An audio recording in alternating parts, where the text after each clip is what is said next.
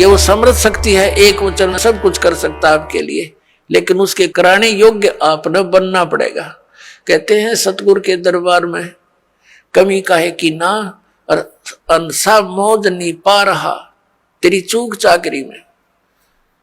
तो अगर इस सच्चे दरबार में किसी चीज की कमी नहीं है और आपके ऊपर मेहर नहीं हो रही है, तो आपकी कोई चाकरी में, आपकी सेवा और शुश्रूषा में कोई त्रुटि है, उसको ठीक कर, तुरंत बिजली आ जाएगी।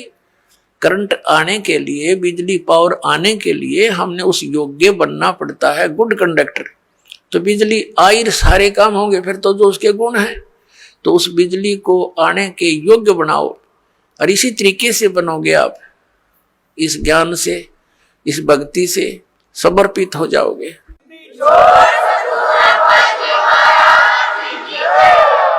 अब प्रसंग चल रहा है सतगुरु के उपदेश का, लाया एक विचार, जय सतगुरु मिलते नहीं, जाते नरक द्वार।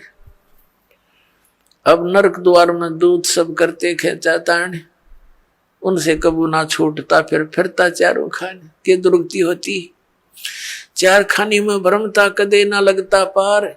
और ये सब फेरा मिट गया मेरे सतगुरु के उपकार, यानी उस परम संत, उस संत की कृपा से, इस मंत्र की प्राप्ति से मेरा यू सारा जो दुख था ये बाईपास निकल गया। 100 फेरा सब मिट गया मेरे सतगुरु के उपकार। फिर क्या बताते हैं, 7 समुद्र की मसीह करूं और लेखनी करूं बन राय, धरती का कागज करूं गुरु गुण लिखो न जाए। होय होय। अब बता के गुण लिखेंगे इस परम पिता परमात्मा का। इतने कष्टों से हमें निकाल दिया, एक कुत्ते का जीवन लिखने लगो, एक मक्के के दुख है उसके ऊपर। गर्मियों सर्दियों के दिन, सर्दी का मौसम, गली में पड़ा है, पहले वो कोठी में रहता था एसी रूम में बिना बत्ती के, देख कहाँ बड़ा उसका प्लेटफार्म, फिर गली में बैठा है, सह परिवार लेटा है, कुतिया कुत्ते बनकर, ऊपर से वर्षा हो रही है, ठिठुर रहा है, आता जाता उसका लठ मार देता है, और फिर वो भूखा उठता सवेरे, किसी के द्वार की तरफ भागता है, तो वहां सुबह सुबह कौन उसके लिए वहां परोठे तैयार कर रखा है, वो डंडा मारेंगे चल, वो फिर दूसरे घर में घुसता है, तीसरे मनमान रसोई में पहुंच जा, क्यों भूख लग रही है, तो उसका लागे कड़ में लठ, फिर ट्या ट्या करता हुआ फिर कहाँ पहुंचेगा, कुरडिया पर गंध खाने के लिए जाएगा वो। पुणात्माओं, ये तो एक दिन की का प्रोसेस है कुत्ते का। इसको सारे गधे कुत्ते सब 84 लाख योनियों को देखते हुए इसको लिखण लगे, तो परमात्मा कहते हैं परमात्मा के गुणों का, या पूरी पृथ्वी जितना कागज हो, 7 समुद्रों की इंक हो, ये सब खत्म हो जाए, पर परमेश्वर के इस गुण का अंत नहीं।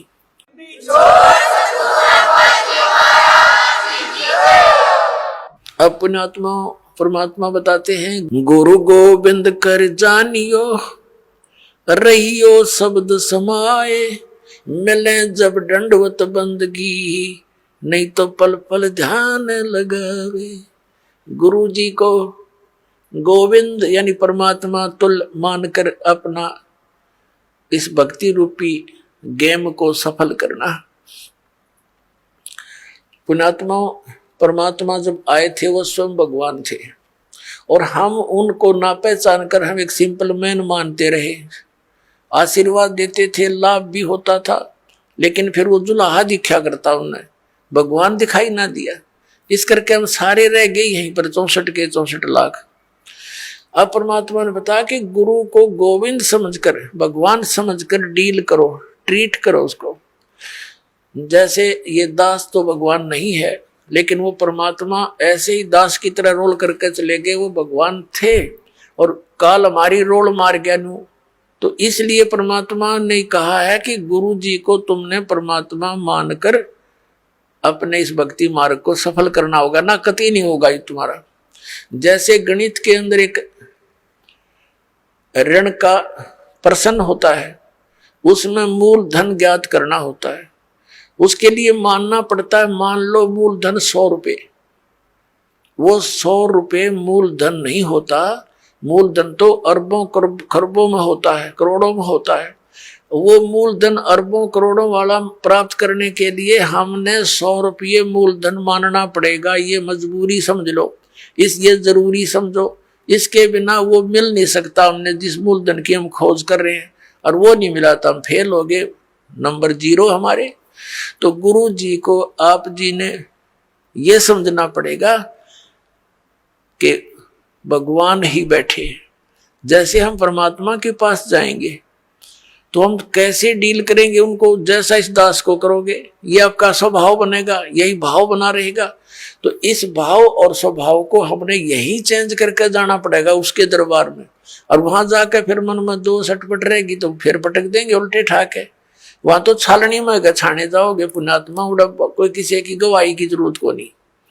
तो इसलिए हमने परमात्मा बताते हैं, गुरु गोविंद कर जानियो रहियो शब्द समाए, यानी जो मंत्र दे दिया उसका जाप करते रहना।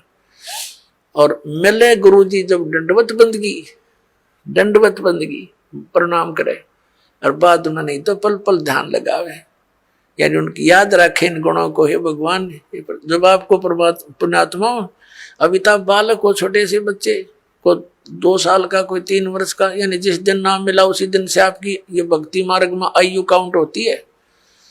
कोई 4 वर्ष का, कोई 5 वर्ष का, कोई 10 वर्ष का, तो बच्चे ही गिने जाते हैं। जब आप थोड़े से मैच्योर हो जाओगे तो फिर देखना आपकी स्थिति थी, आप रोया करोगे बैठ कर, भगवान जुल्म हो गया था, मनुष्य जीवन इतना अनमोल था, कौड़ी बदले जा था। और फिर इस दास की आपको उपयोगिता का पता चलेगा। तो इसलिए परमात्मा कहते हैं,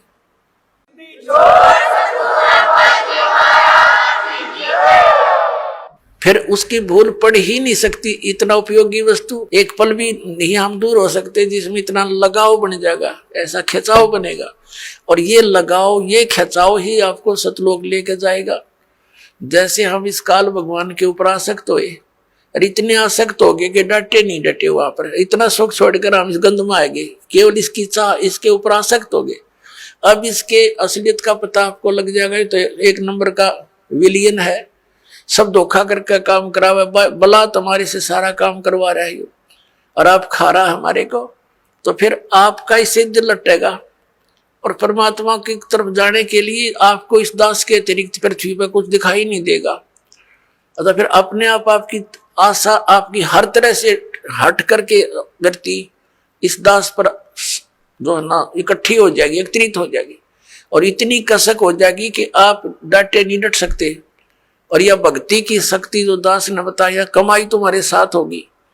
तो इस प्रकार फिर हम सतलोक जा सकेंगे, नहीं तो यह बात बनेगी नहीं जल्दी से।